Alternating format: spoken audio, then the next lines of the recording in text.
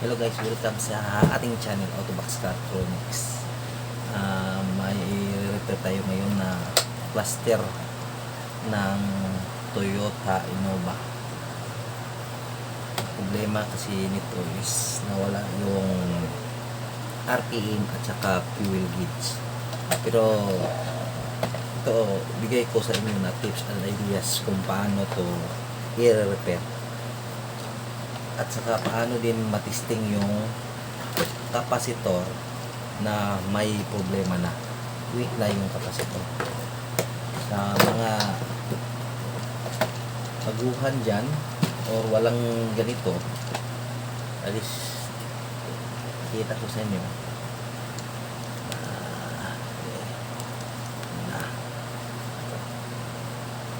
Ayan.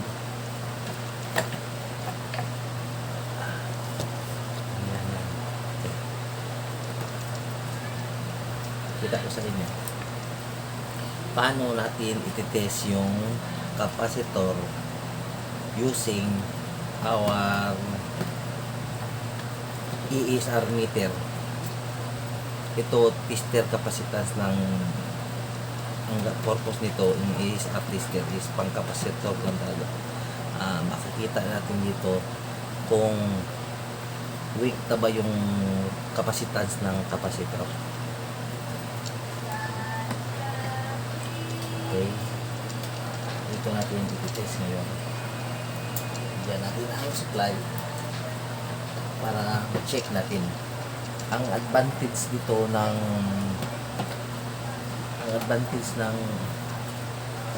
ESR tester is makikita niyo talaga yung problema ng capacitor kahit hindi mo tanggalin na sa board yung capacitor. Ito yung tester natin na analog. Ito bad to.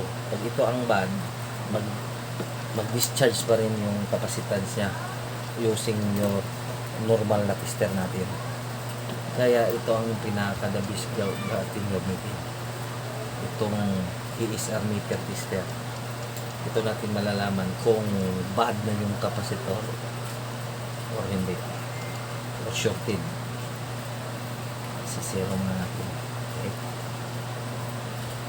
Okay, yun na. Testing natin. Kahit hindi mo tanggalin dito sa board, kaya mo makikita mo yung capacitance. Testing natin. Itong panel na to, common issue nito is nag-weak talaga yung mga electrolytic capacitor.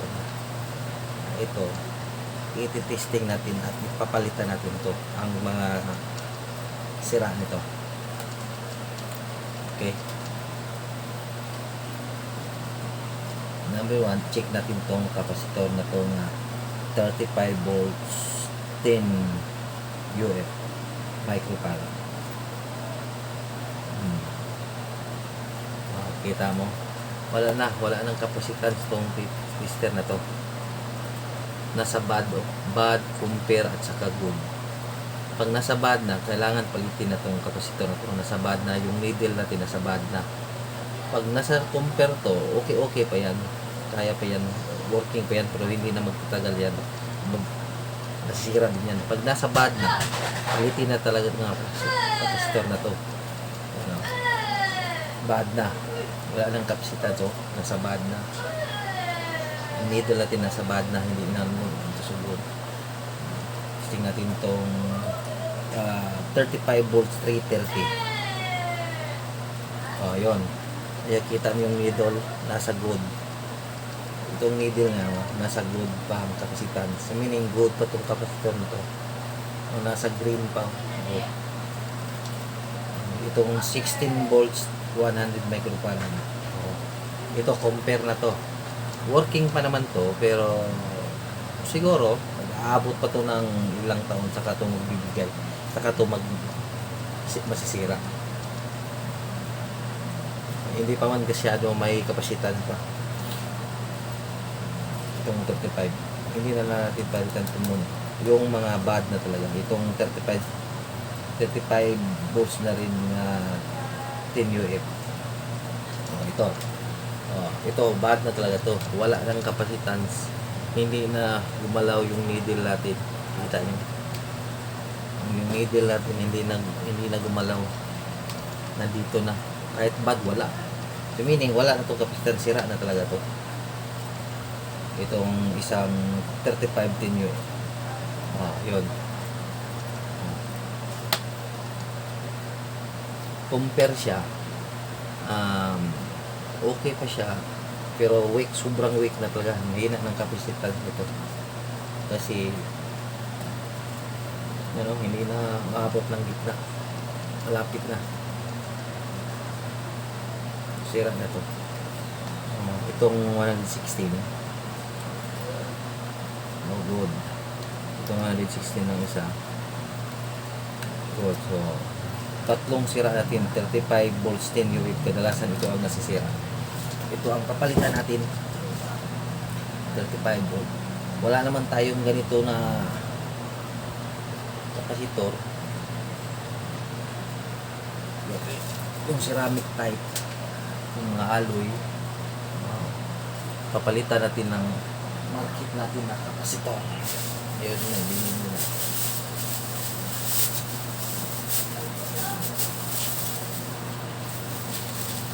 Ito. Ito yung ipapalit natin. Para ilaw natin yan mamaya. Sayang wala akong pag-testing ng sensor. Testing lang natin.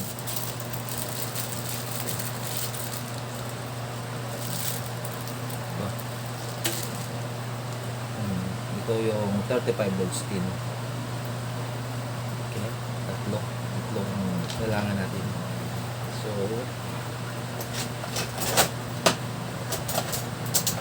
pero yung kabit, yung paa nito, kapasitor, kailangan yung minalinisin kasi para mawala yung coated niya, lumabas yung pure copper ng paa.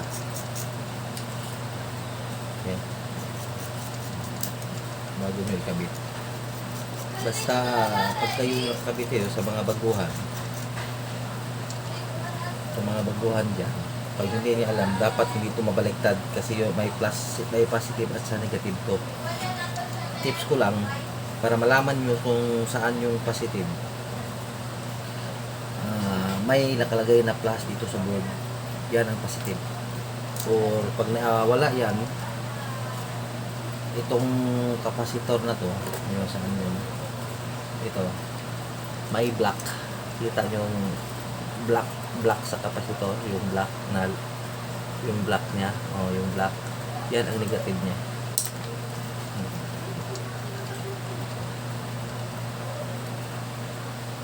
Pero mas maganda, mainam na mayroon tayo dito. At least walang problema pag may start up to.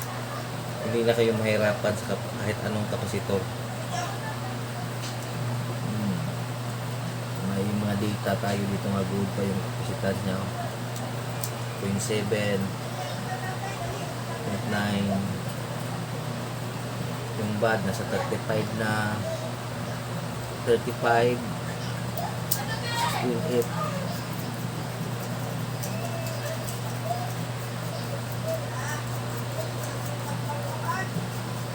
Ito natin ikabit to, i-testing din natin, baka hindi natin alam baka may factory defect yung kapasitor lang pinili natin. Ito yung bago. Ito yung ikabit natin. Diba? Good. Good po yung kapasitan ito. Diba? Good. Isa. Good. Okay. Ito na. Ito na yung pagkabit na. Ikabit na natin ito. Okay.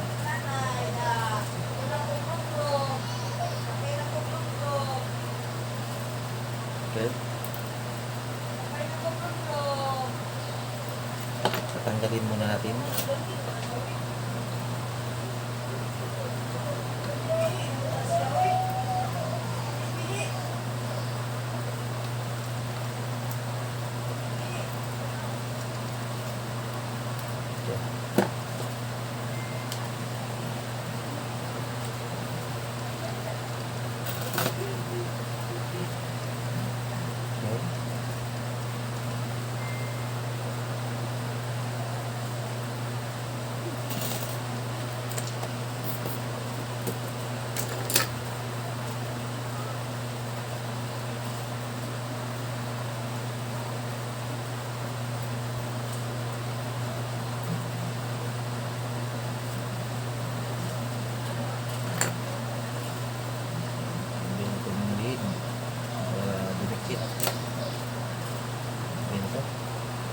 natin.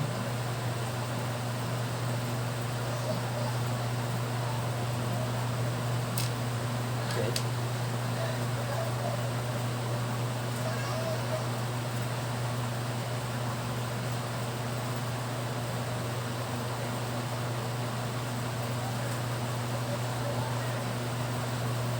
Okay.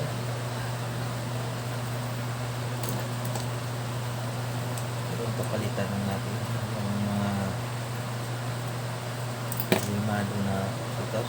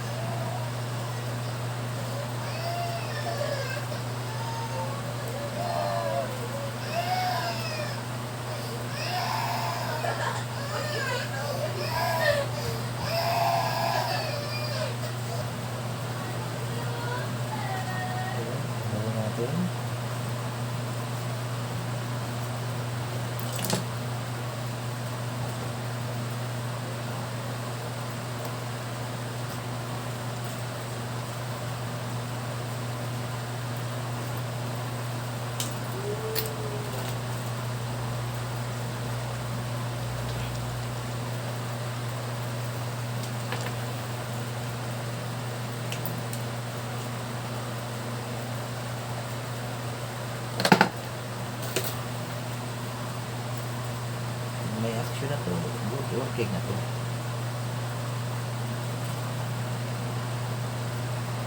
Kanina wala, hindi gumagalaw halos yung mga needle. Ito yung kadalasan na bumibigay dito.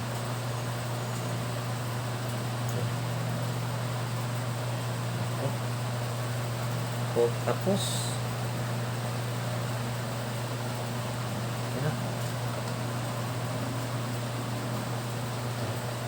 testing natin to.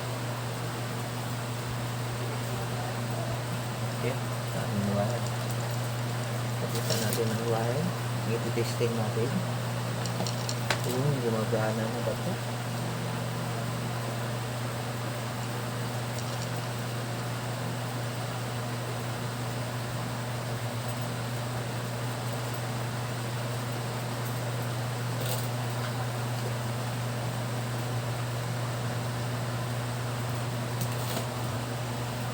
Testing natin yung wire na pang-testing natin.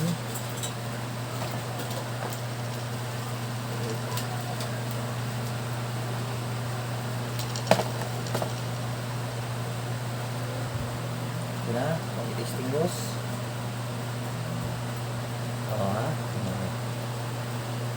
kasi na-repair na ito sa iba eh. Yun o, okay na. Working normal na siya.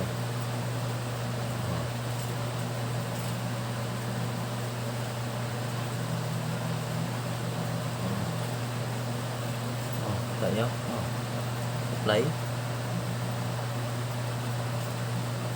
Okay. Normal na. Yung niya is 131. Okay.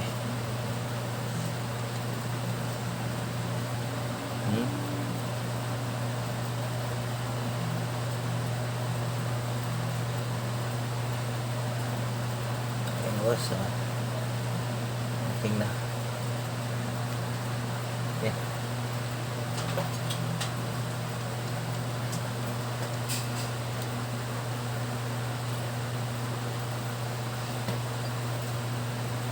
Okay, sige boss, bye bye, salamat sa pag-subscribe.